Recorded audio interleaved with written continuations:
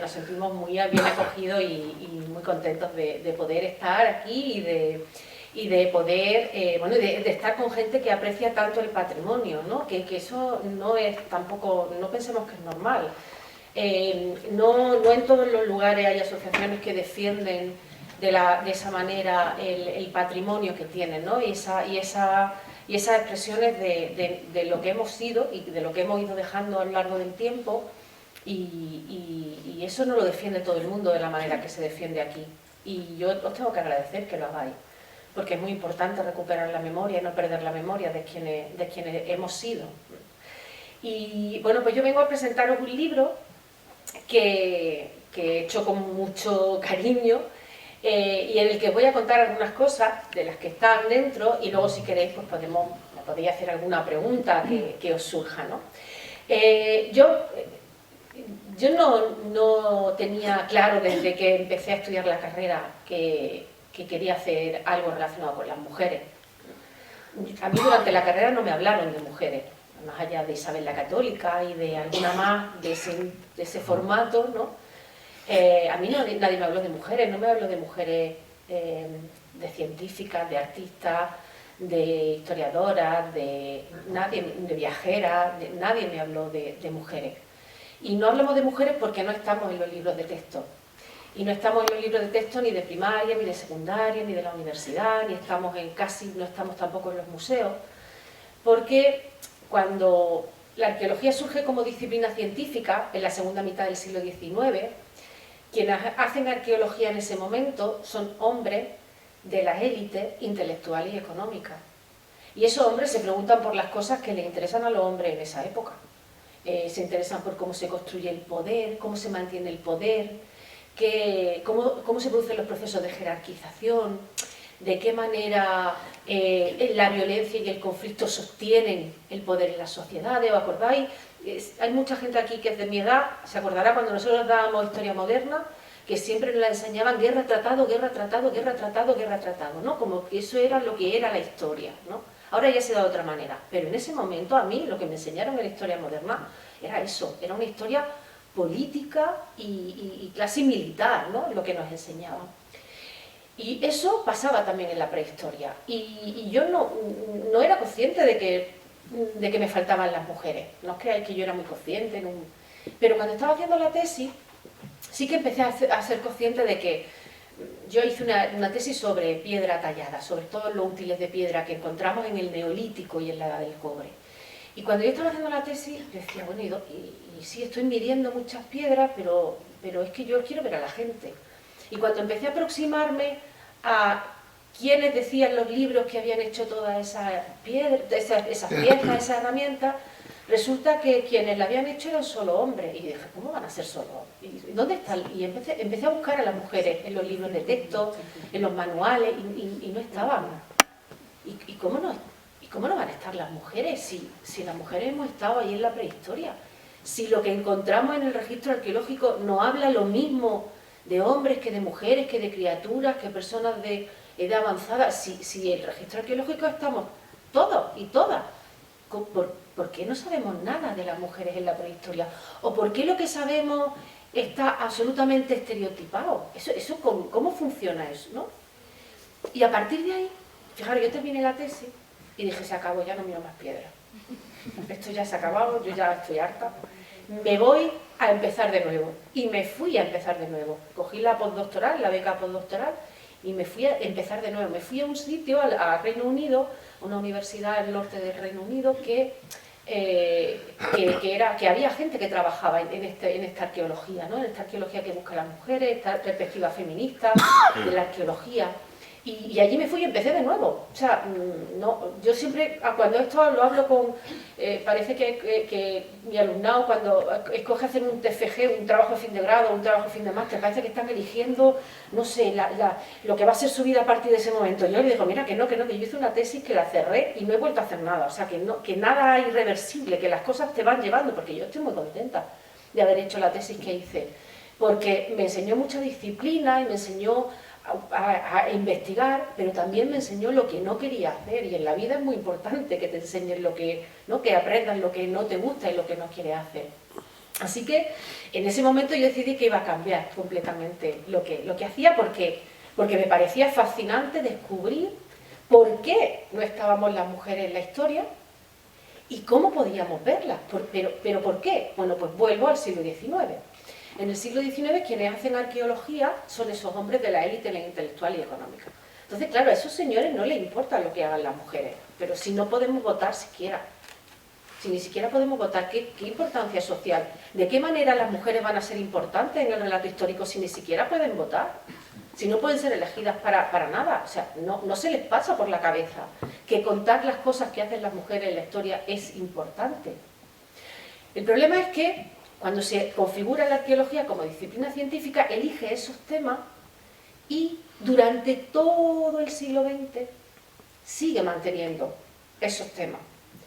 Mira que han pasado paradigmas teóricos muy diferentes por la arqueología, porque tenemos esa arqueología tradicional, y luego llega el funcionalismo, la nueva arqueología que es muy científica, y luego llega el marxismo y el materialismo histórico y le da otra vuelta, y luego llega el postprocesualismo y le da otra vuelta. O sea, muchos paradigmas teóricos que cambian la arqueología, pero siempre miran lo mismo.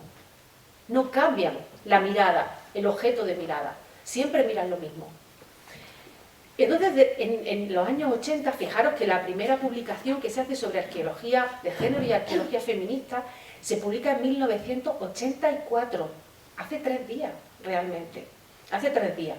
Bueno, pues, a partir de ese momento, lo que decimos muchas mujeres que nos dedicamos a esta arqueología, a mirar en la arqueología, en las sociedades del pasado de otra perspectiva, es decir, muy bien, esto es lo que habéis mirado hasta ahora.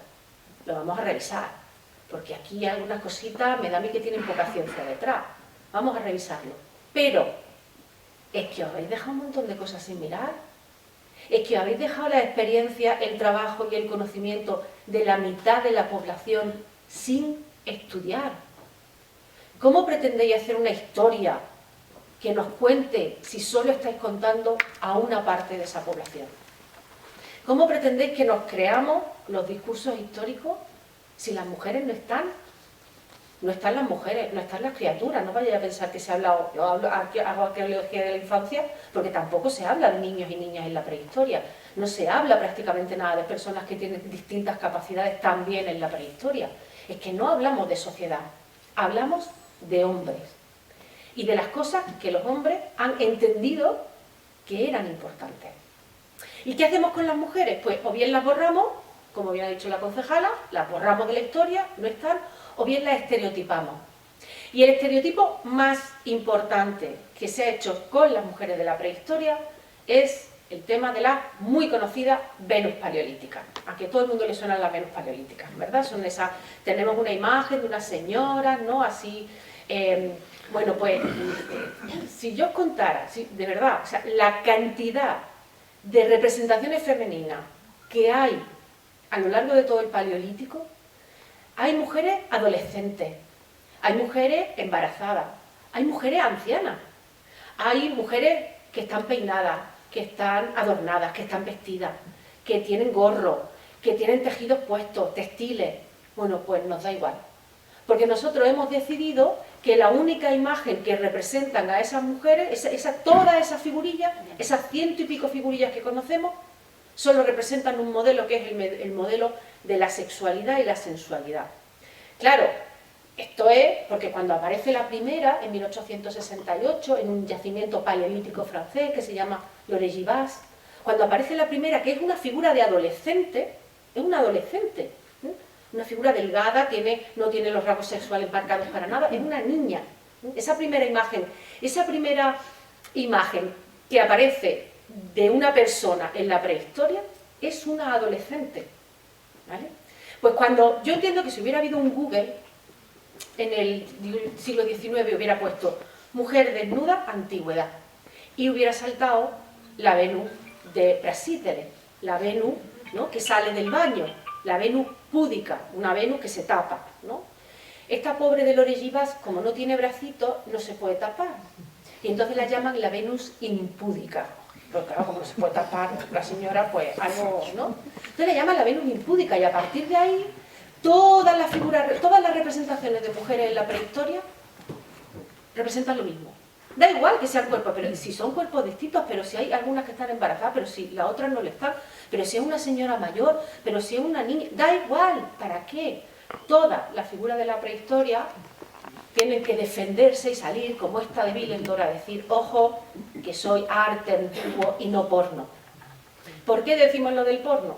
Pues porque en 2018, no estoy hablando del 2018, hay una artista italiana que sube una imagen, está haciendo una creación artística y entonces sube una imagen de la Venus de Willendorf, que es esta representación que hay aquí, a Facebook. Y Facebook la censuró por pornográfica. Entonces, claro, la gente del Museo de Historia Natural de Viena, que es donde está la imagen, pues dijeron, oye, mira, perdona, esta figura lleva aquí décadas expuestas, nadie se ha quejado de que estuviera desnuda, ahora no le vamos a poner una mantita ni nada de eso, o sea, por favor, que no. ¿Pero por qué? Porque el cuerpo de las mujeres es malo, es pecado. Entonces, se construye esa idea, y claro, si todas las figuras, cualquier figura que encontramos en la prehistoria, la llamamos Venus, ¿qué se nos viene a la cabeza? Pues se nos viene a la cabeza la sensualidad, la sexualidad, ese es el papel que jugamos las mujeres en la prehistoria, ya está, para ustedes contar. O somos madres, o somos cuerpos de este tipo. Y madre, ahora analizaremos las madres, porque claro, somos madres como muy naturalizadas, la maternidad es esencial, la maternidad es natural.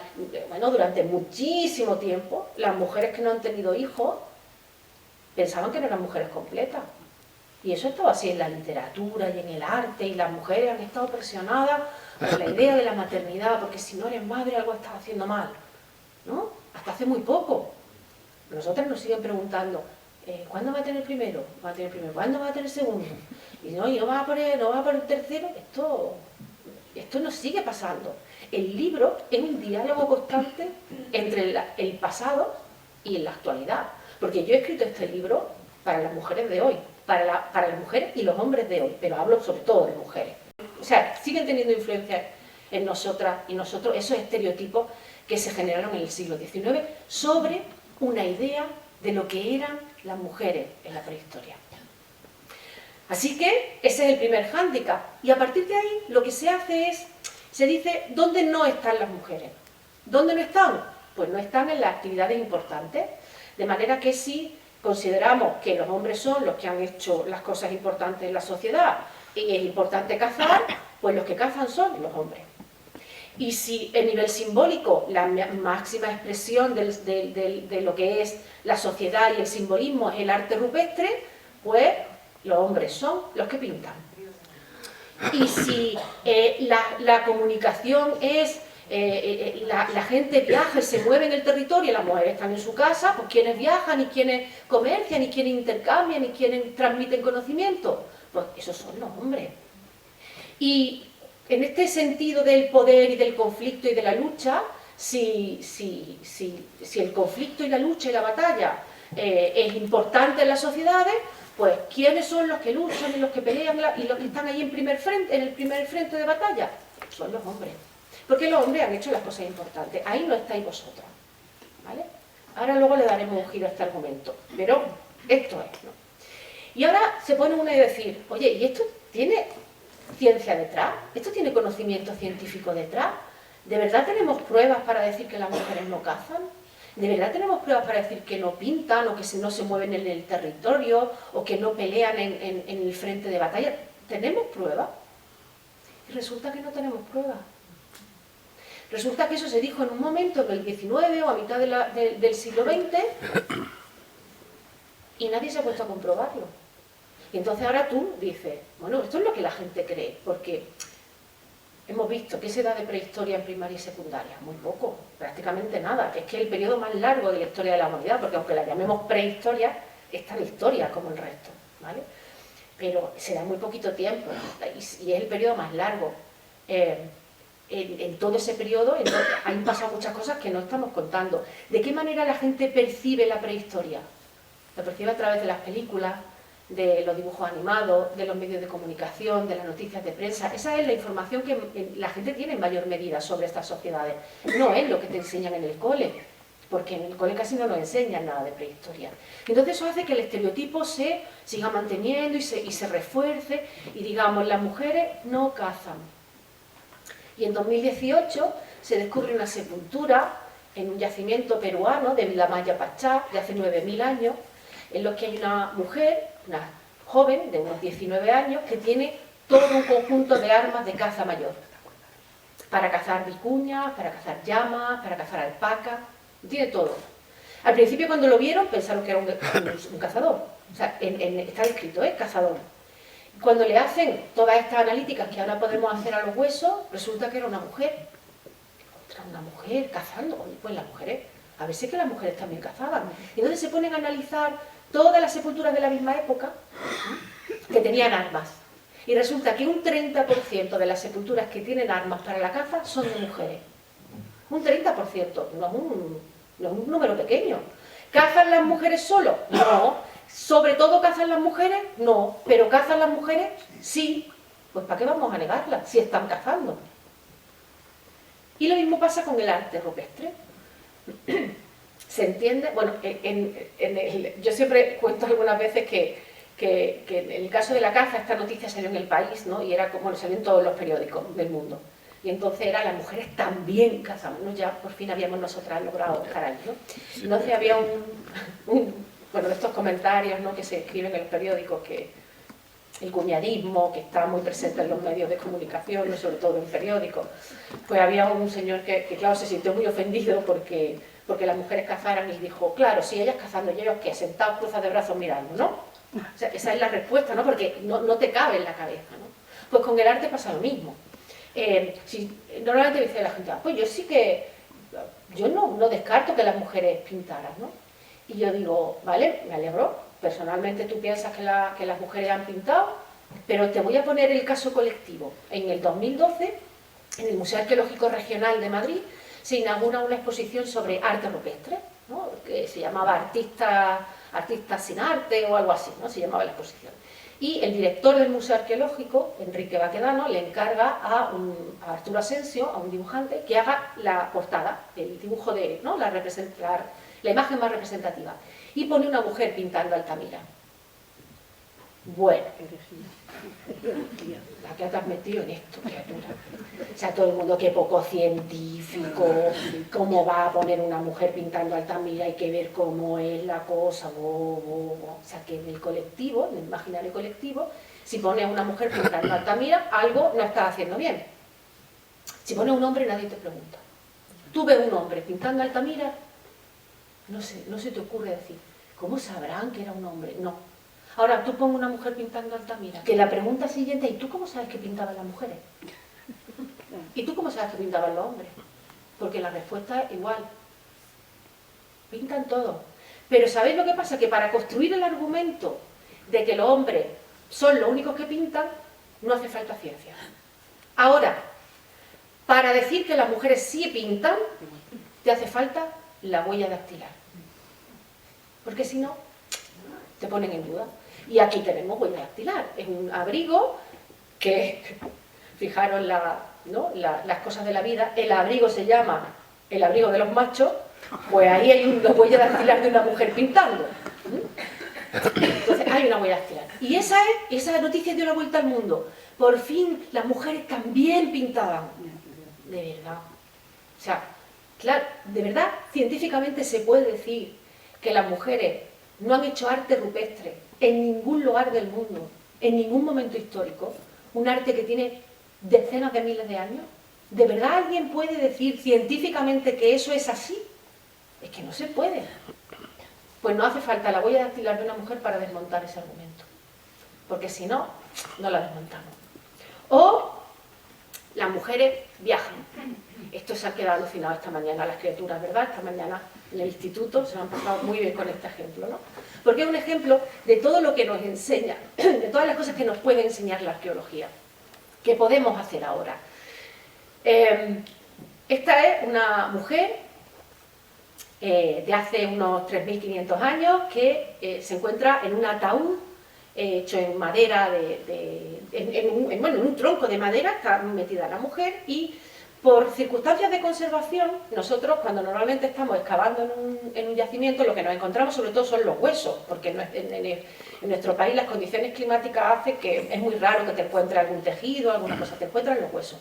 Pero aquí pasó justo al contrario. Aquí lo que pasó es que el agua que se filtraba era muy ácida y acabó con los huesos, pero nos dejó todos los tejidos. Esto es una raya en el agua, ¿eh? O sea, esto no sale nada más que una vez en la vida, esto no está saliendo. Nosotros estamos allí en Hablas cavando, madre mía, lo que nos sale allí es para llorar. Pero le sacaremos partido, ¿no? Porque son trocitos de huesos, son, ¿no? Bueno, pero aquí teníamos, mira, la falda, el jerseycillo ese, 23 centímetros de pelo, todos los dientes estupendos, la uña, maravilloso. Y ahora nos ponemos a analizar ese cuerpo. Y resulta que ese primer molar, el primer molar se nos forma en los 3 primeros años. Y nosotros todos los huesos los formamos, sobre todo ahí en los dientes, que como es muy duro, se conserva muy bien la parte orgánica, lo vamos formando con el agua, con los elementos químicos del agua y la comida que ingerimos en esos primeros años. Entonces, en el primer molar es como se ha quedado fijo una fotografía química del lugar donde vivimos esos 3 primeros años. Entonces, el análisis de esta mujer fue encontrada en Dinamarca, enterrada en Dinamarca, pero el análisis del molar decía que había nacido en la Selva Negra, en Alemania. Los 23 centímetros de pelo, porque nos crece aprox 1 centímetro al mes, nos relata los 23 últimos años de su vida. Y lo que dice es que esta mujer viajó entre Dinamarca y Alemania al menos 2 veces, en los últimos 24 meses.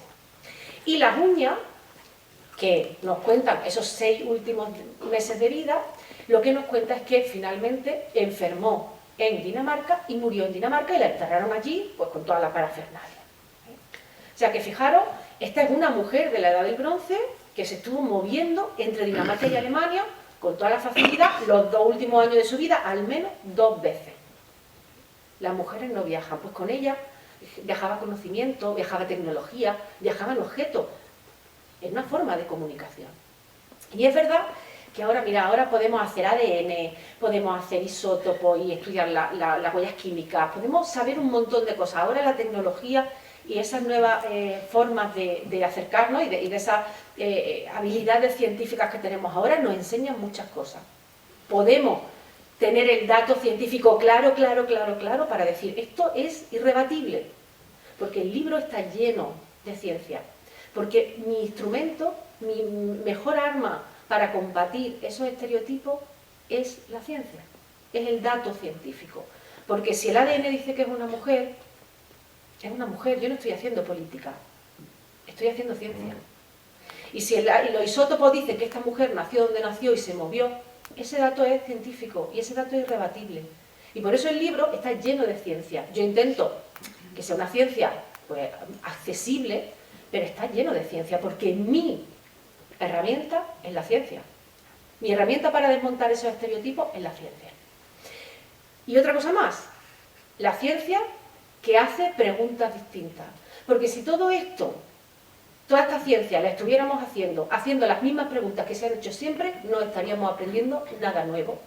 Lo importante en ciencia son las preguntas. Te puedes hacer preguntas que a lo mejor hoy no puedes contestar, pero vas a trabajar en el futuro para poder contestarlas. Pero si no haces las preguntas, no vas a saber cosas nuevas.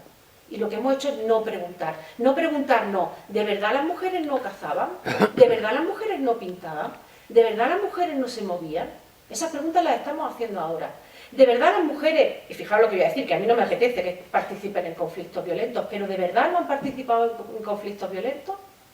Mirad, esta parte de esta fotografía es un cráneo de prácticamente una niña, de una sepultura, pues fijaros, en la zona de donde hoy está Ucrania, es una sepultura en la que hay 3 chicas entre 13 y 15 años que tienen toda la parafernalia de armas de guerra, tienen espadas, tienen escudos, tienen las lanzas, tienen carcas fijaros, y tienen traumatismos craneales, como veis ahí, hechos por ese instrumental en la batalla, y las costillas con flechas hundidas. Entre 13 y 15 años, evidentemente en esa época no eran niñas, ¿no? El concepto de niñez también tenemos que mirarlo históricamente, ¿no?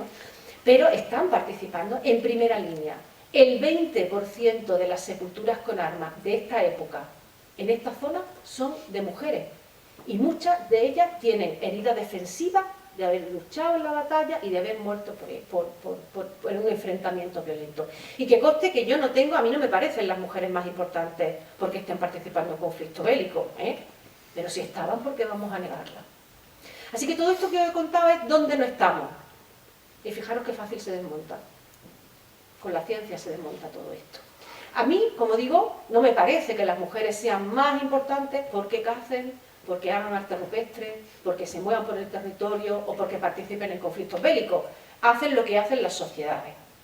Pero hay una parte, si rezamos, que eso es la segunda parte del libro, la primera parte del libro es todo esto, contar todo esto, cómo hemos ido construyendo esta historia. La segunda parte del libro lo que trata de decir es, ¿y dónde os habéis dejado todo aquello que las mujeres han hecho históricamente? ¿Por qué no está en los libros de historia el cuidado? ¿Por qué no está en los libros de historia la preparación del alimento? ¿Por qué no está la maternidad? ¿Por qué no está la crianza? ¿Por qué no está el cuidado, la salud? ¿Por qué no está? ¿Es que no es importante? ¿Es que no es fundamental para las sociedades el cuidado? ¿Por qué no está? Porque si no lo contamos, no es importante. Y si no es importante, podemos seguir haciendo lo que hacemos en la actualidad. Entender que esos trabajos son trabajos que no merecen más allá, bueno, ni siquiera remuneración económica en muchas ocasiones. Son los trabajos peor valorados socialmente y económicamente, en cualquier sociedad, Y son los trabajos sin los que ninguna sociedad podría sobrevivir. Porque si dejáramos, hay una, María Ángeles Durán, que es una Premio Nacional de Sociología, dice, en el mundo hay 2.000 millones de talleres que funcionan 7 días a la semana, 24 horas al día. 2.000 millones de talleres, que son las casas de cada uno. Si esos 2.000 millones de talleres de pronto pararan, ¿cómo saldríamos adelante? Porque ese es un trabajo que no está remunerado y no está valorado. ¿Por qué no está valorado? Porque lo hacen las mujeres. ¿Y por qué las mujeres no están valoradas? Porque hacen trabajos que no están valorados históricamente. Así que nos movemos en este círculo. Y es verdad que las mujeres han estado implicadas y seguimos estando implicadas en el peso de los cuidados sigue recayendo en nosotras. Sigue recayendo en nosotras. ¿Que hay cada vez más hombres que se incorporan al cuidado? Por supuesto. Y hay que incentivar para que se incorporen más. Porque además es mucho más sano para los hombres también dedicarse al cuidado. Es mucho más...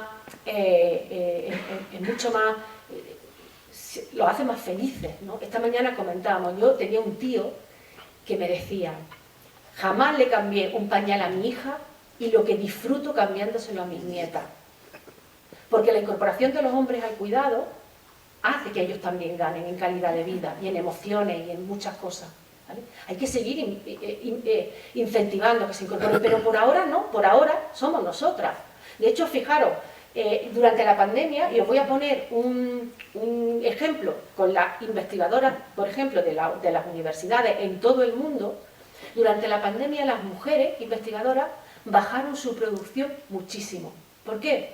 Porque nos encerramos en nuestras casas y las mujeres hicieron lo que les tocaba, lo que les correspondía por esa cuando además en muchas ocasiones no podían contar con las personas que durante mucho tiempo no se lo estaban haciendo. ¿Sabéis cuál es la actividad doméstica que los hombres aumentaron de manera brutal durante el confinamiento? Ir al súper.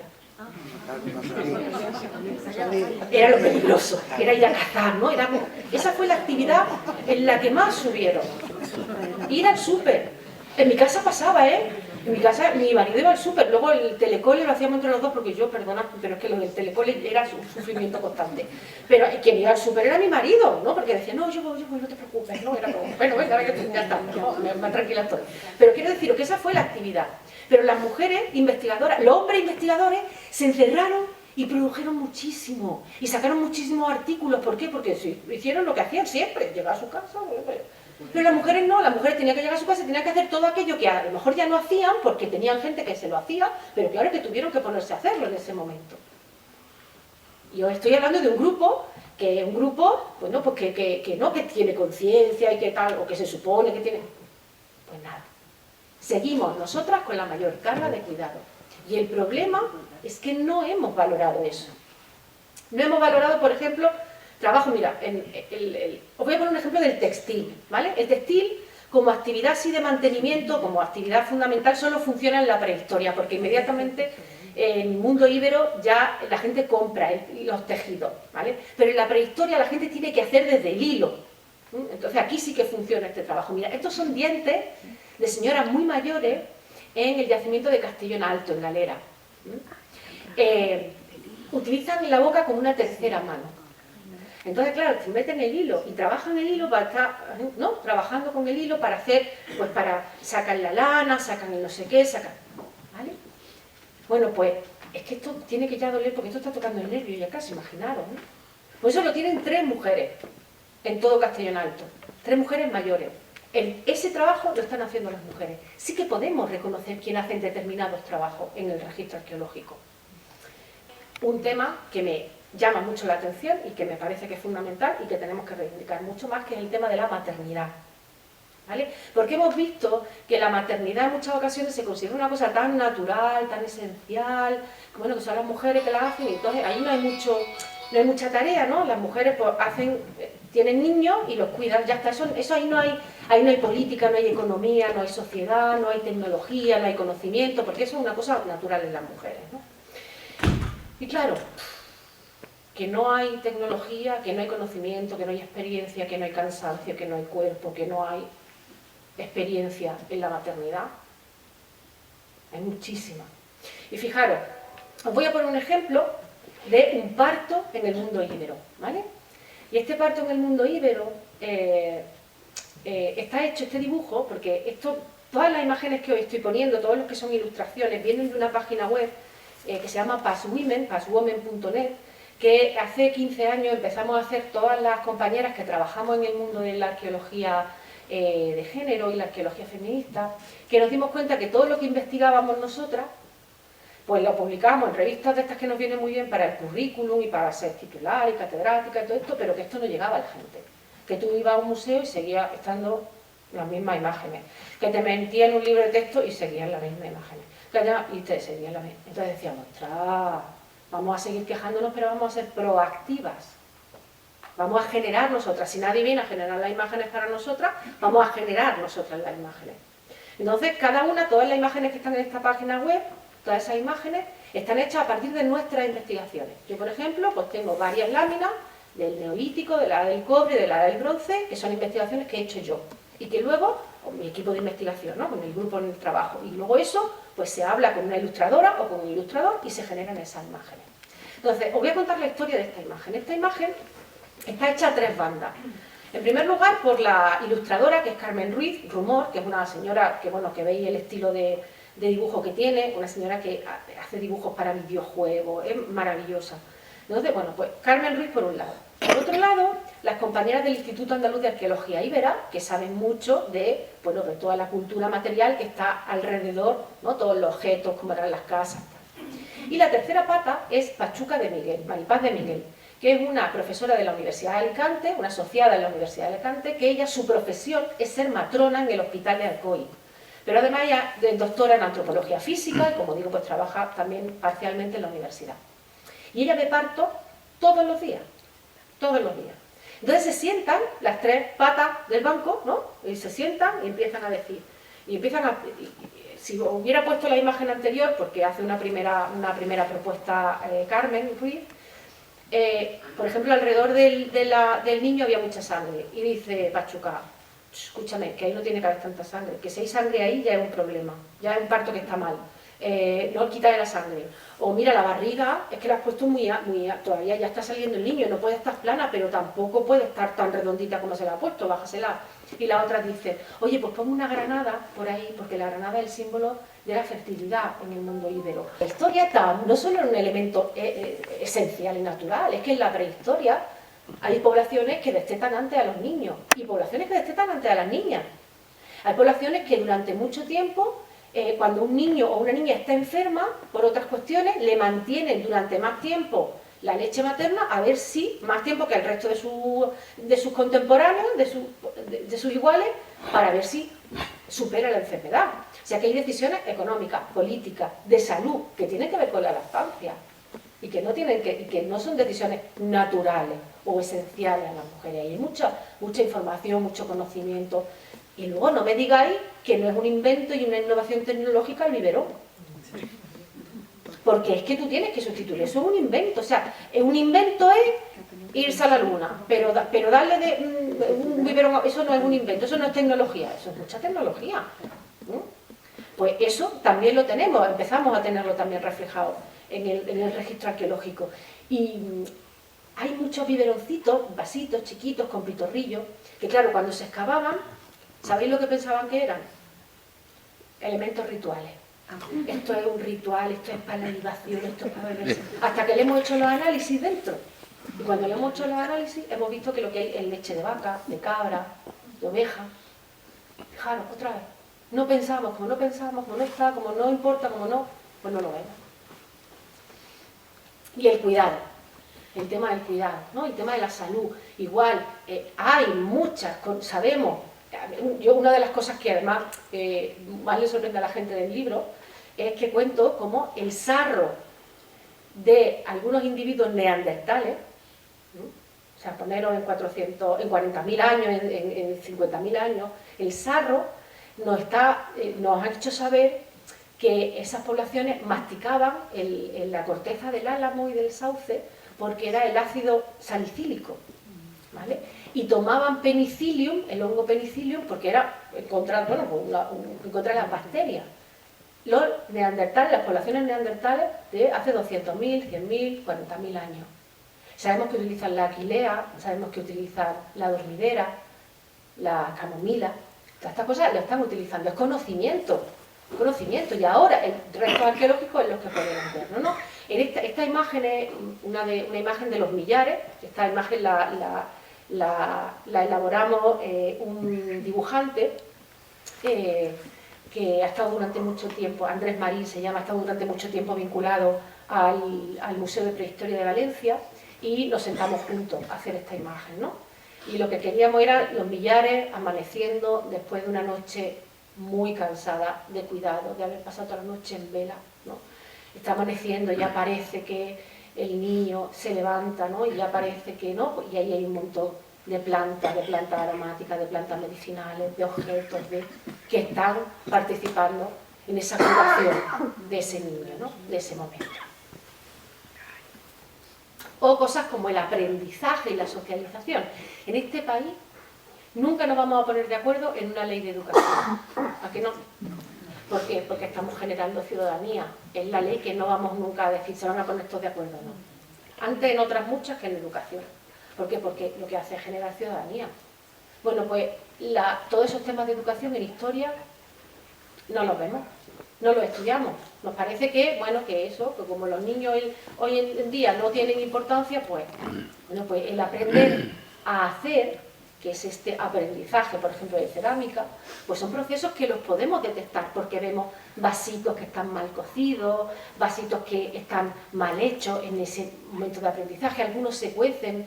Yo creo que es como para premiar, ¿no? Que se ha hecho bien, entonces, porque otros muchos, pues, cuando terminas de hacer la arcilla, pues vuelve la arcilla, es como la plastilina, vuelves a hacerlo y ya está, la humedece y vuelve. Pero hay veces que esos vasitos se cuecen. Y yo digo, mira, esto seguro que, venga, que lo has hecho muy bien, anda, lo voy a meter ahí en el horno para que, ¿no? Eso, ¿no? Venga, y los tenemos. Y en algunas ocasiones los tenemos en la sepultura, enterrados con los niños y con las niñas, ¿no? O elementos como, y con esto termino, la socialización. Esa vida, ¿no? Esa trayectoria vital, por ejemplo, de las mujeres. En el mundo íbero tenemos unas pequeñas imágenes que seguramente conoceréis, que son los esbotos. Son pequeñas figuritas que te van marcando desde bebé, metido dentro de, ¿no? Así como muy guardadito, enfajado, hasta las terracotas o los esbotos que tienen que ver con divinidades que nos encontramos en los santuarios, ¿no? Algunas veces se han interpretado hasta que se ha llevado a pensar que algunos de los esbotos depositados en santuarios íberos de Jaén, algunos podrían representar incluso, pudo haber sido la imagen del Milce. que era la mujer de Aníbal, que ella era la que tenía ahí, ¿no?, el poder, porque su padre era el rey de Cástulo y le daba la plata a Aníbal para la guerra, ¿no? Y algunas, bueno, pues ahí en el libro digo que en el caso del mundo íbero tenemos como Polaroid, ¿no?, que podemos ir reconstruyendo, así como fotitos, pero que podemos ir reconstruyendo la vida de las mujeres, desde la más tierna infancia a este momento que es un rito de paso, porque las niñas también tienen ritos de paso, en el que las niñas que van con sus trenzas, y lo sabemos que van así, con sus trenzas y con los aros de hierro al final de las trenzas, porque tenemos estatuarias que están representadas así, y tenemos imágenes en las que las niñas están representadas con las trenzas y los aretes. Bueno, pues esos aretes, esos aros en los que terminan las trenzas, los depositan en santuarios. Se cortan las trenzas, los depositan y ya se ponen el velo. Y esa Polaroid siguiente es una joven con el velo. Y luego la siguiente Polaroid es una joven en el matrimonio. Y la siguiente Polaroid es la maternidad. Y la siguiente es que son matronas, son señoras, que son fundamentales en los procesos de jerarquización del mundo íbero. Esas historias de esas mujeres también son nuestra historia. Así que veamos a las mujeres desde la ciencia en los lugares en los que no le hemos visto hasta ahora, porque están ahí. Y sobre todo, y lo más importante, valoremos el trabajo que históricamente han realizado las mujeres, que ha sido denostado por razones que no tienen nada que ver con su utilidad económica, política o social, porque esa parte también es nuestra historia. Muchísimas gracias.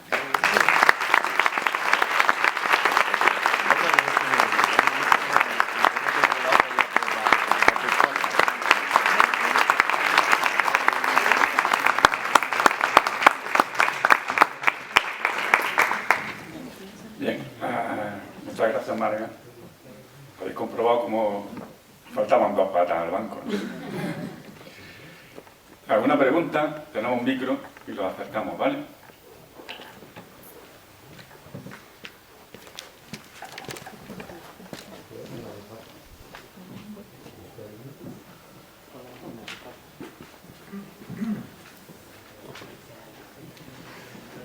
Hola, muy buenas. Me ha encantado, me parece muy interesante el planteamiento que tiene. Pero me gustaría señalar una cosa. Yo desde la primera vez que vi la Venus de Willendorf, siempre me pareció muy llamativo el que se señalara el tema de su relación con la sexualidad o con la maternidad. Porque me parece que probablemente es otra cosa, pero bueno, en cualquier caso, cuando vi imágenes de, no sé si lo pronuncio bien, Çatalhöyük, sí, Çatalhöyük. y vi imágenes de mujeres que también relacionaban, vi en algunas ocasiones, con esas mismas situaciones. A mí me parecía que eran mujeres en general mayores y me parecía más relacionado con una cuestión más de matriarcas, de conocimiento, de mujeres mayores que podían estar transmitiendo otra historia y no tenían nada que ver con ninguna de esas cosas, al margen de que estaban desnudas. Pero no sé por qué casi siempre se tiene efectivamente una visión de ese tipo. No sé qué es lo que ocurre. A ver, claro, es que se han representado a muchas mujeres en distintos momentos de la vida y haciendo distintas cosas. Estabas mencionando tú Çatalhöyük. El Çatalhöyük es un lugar en el que las mujeres se han representado mucho. De hecho, se representan mujeres que son madres, porque en Çatalhöyük hay un montón de mujeres sentadas en tronos, pero que en realidad son sillas de parto, porque algunas tienen la cabeza saliendo. O sea, si te fijas en la imagen de Çatalhöyük, tienen la cabeza del bebé saliendo, están sentadas, luego las buscáis, ponéis Çatalhöyük, entonces veréis como hay algunas que están en trono y sale la cabeza del niño. Es evidente que en las poblaciones de la prehistoria la idea de la reproducción y de los ciclos de vida y de los ciclos reproductivos es fundamental. O sea, porque sobre todo, por ejemplo, en el Paleolítico viven de que esos ciclos se hagan bien, o sea, se vayan sucediendo uno detrás de otro.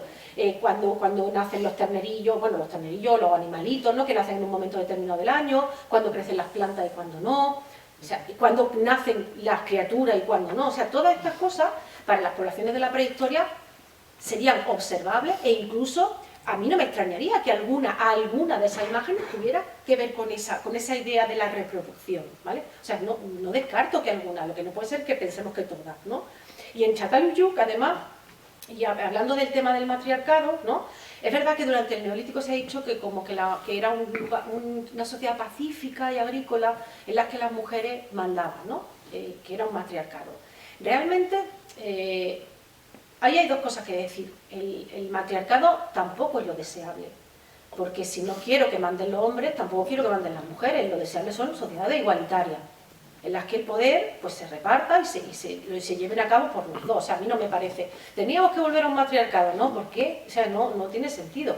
Porque además no tenemos, no digo que no haya existido, pero no tenemos pruebas científicas, ni desde la antropología, ni desde la historia, ni desde la arqueología, de que haya existido un matriarcado alguna vez.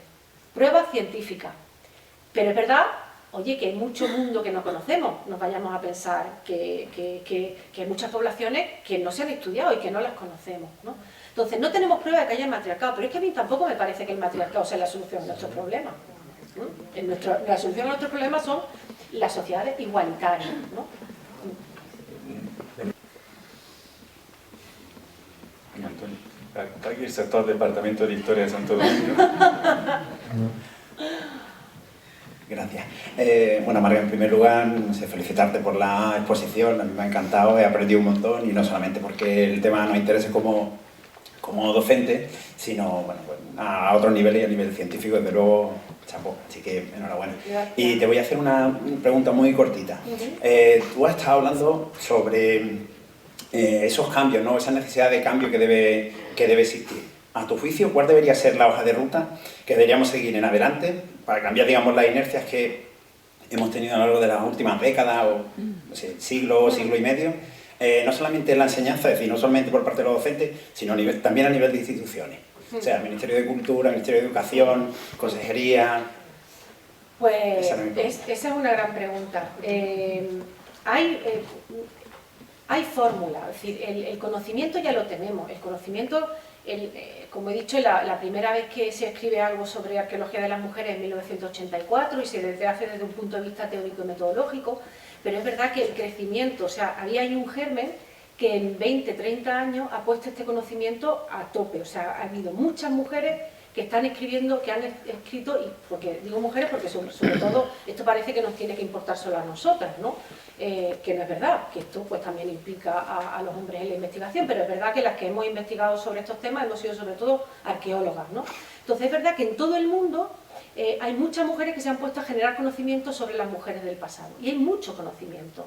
Lo que pasa es que lo que tenemos que hacer es ese movimiento de transferencia a la ciudadanía, que cada uno lo puede hacer como quiera. A mí lo que me sale es escribir un libro o hacer un guión de la tele o alguna cosa así, ¿no?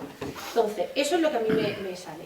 Pero, por ejemplo, hay mucha normativa, vosotros lo sabéis, en educación, sobre cómo los currículas, ¿no?, de qué materia y qué cuestiones transversales hay que tratar, pues que os pasa a vosotros en primaria y en secundaria, y me pasa a mí en la universidad. Que es que la transversalidad a la gente, pues a ver cómo se entiende. No hace falta una asignatura específica porque es transversal.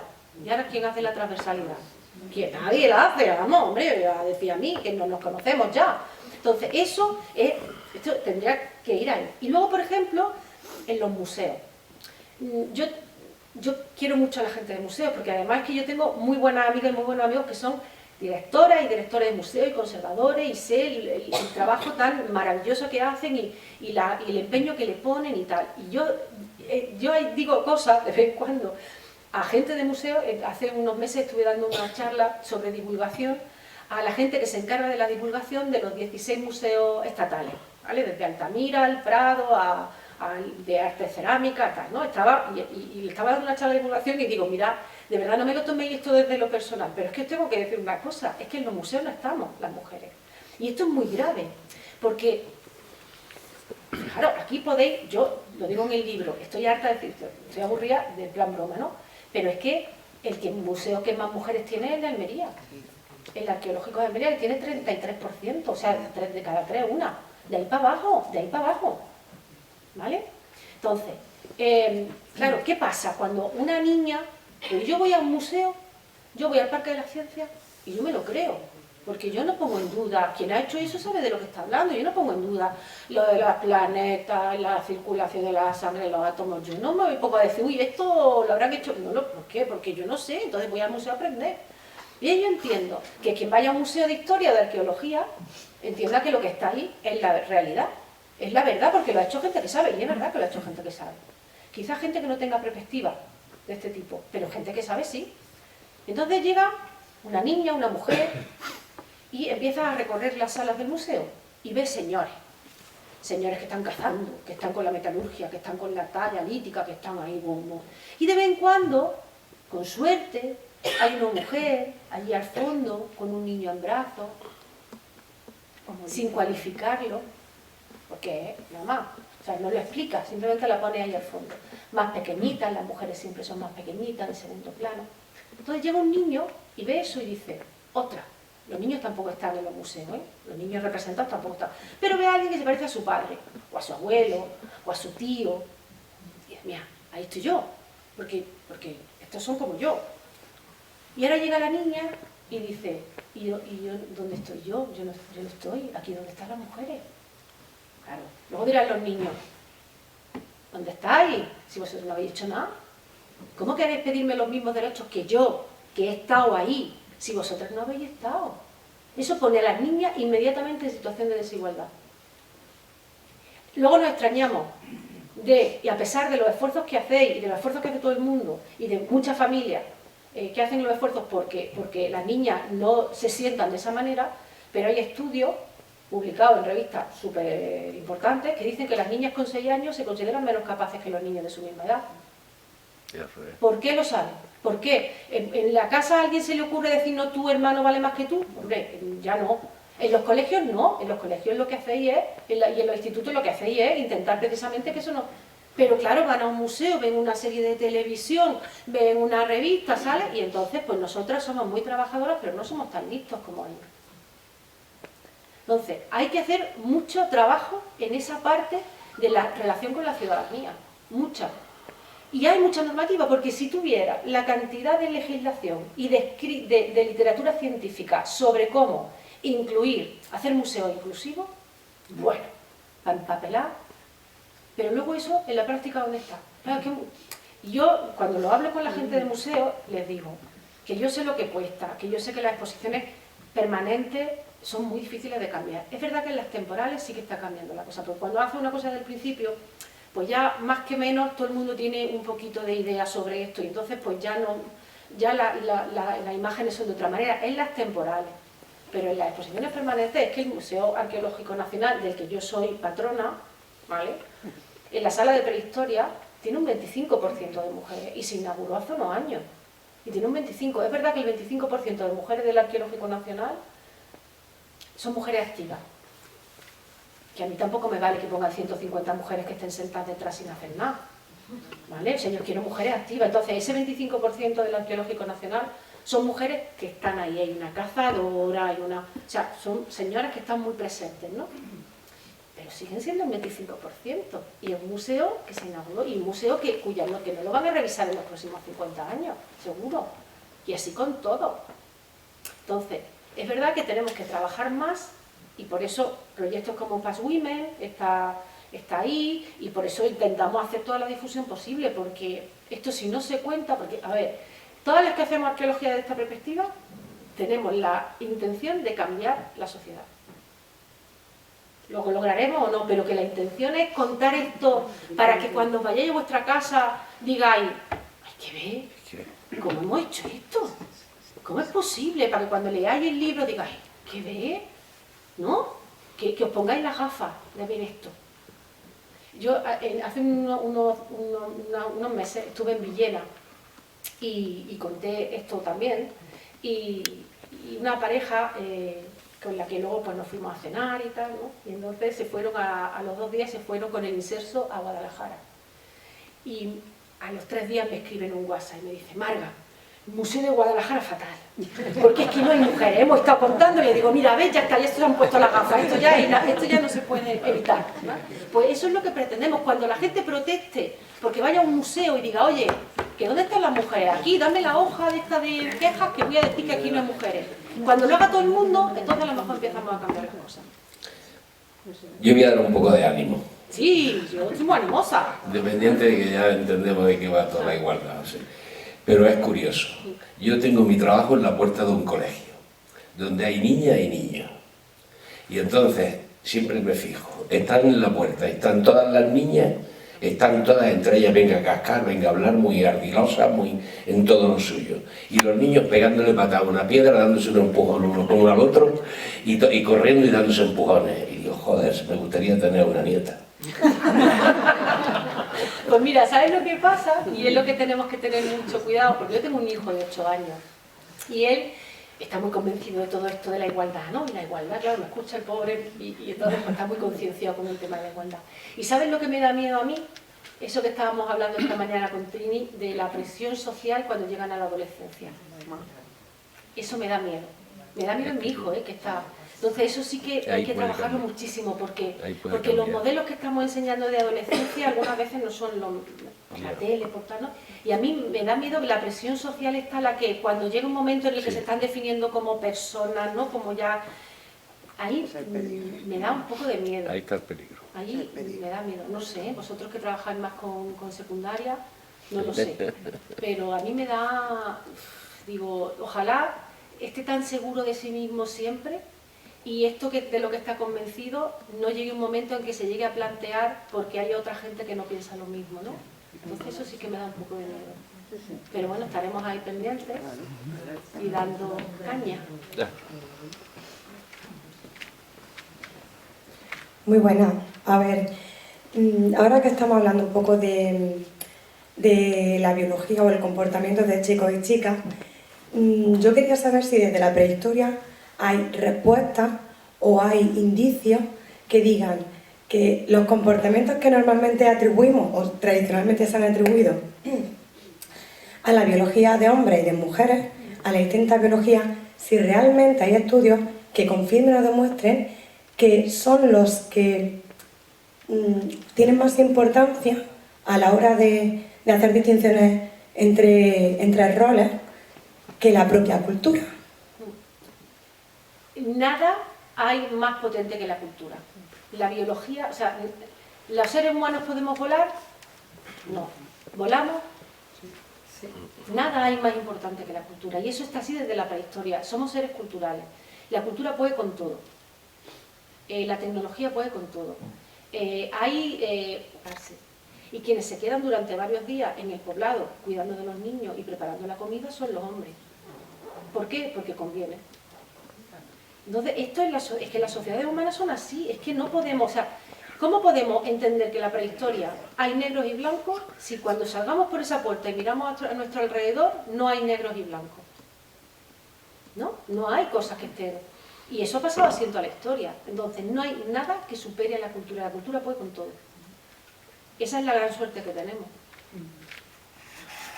Allí tenían otra pregunta.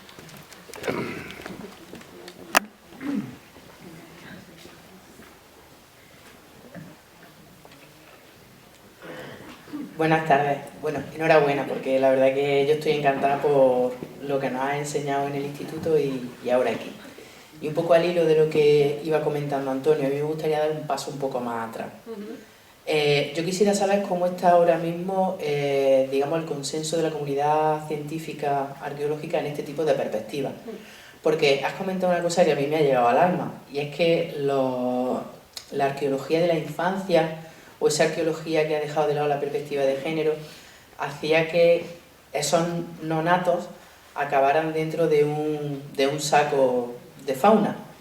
Entonces, bueno, eso hace que se destruya mucho registro arqueológico, y yo la verdad que me gustaría saber si esas perspectivas son ya un consenso dentro de la comunidad científica, y bueno, también comentarte que a mí me alegra mucho saber que desde la universidad, a quienes serán mis compañeros del futuro, le estáis dando ya estas perspectivas, porque yo llegué a un momento que me hace falta conocimiento nuevo y que me levanten, que me quiten la venda de los ojos para yo poder ver esto, porque muchas cosas que estabas contando, yo le comentaba a mi compañera, ¿cómo yo no he visto esto cuando me lo estaban contando en la universidad? Entonces, en ese sentido entiendo que dentro de la universidad se están manejando estas perspectivas en lo que es la formación.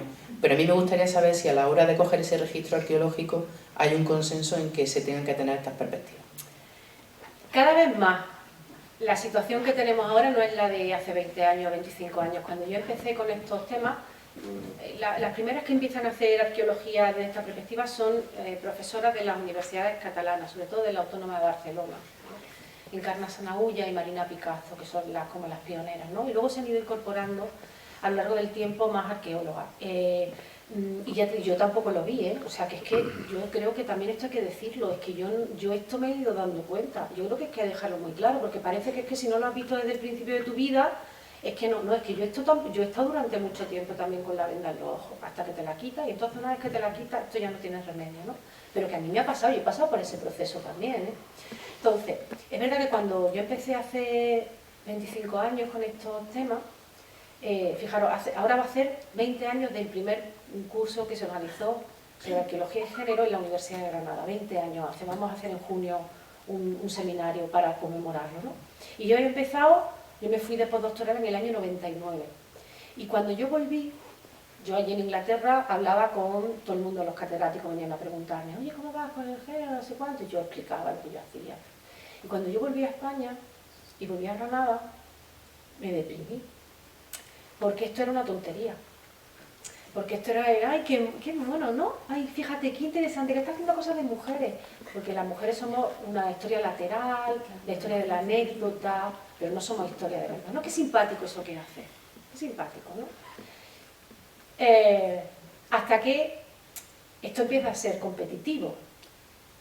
Quiero decirte, hasta que tú empiezas a competir con estas líneas de investigación por los recursos, por un proyecto de investigación.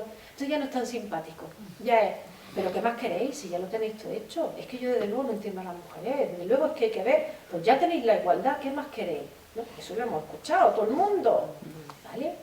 Entonces, por esa fase también hemos pasado, por esa fase de, es muy simpática, pero es que me da igual porque no pintas nada, ojo que está pidiendo recursos como yo y tal, ¿no? Y entonces a ver si estas tonterías ahora me va a quitar a mí mis recursos, que yo estoy haciendo historia de verdad, ¿no?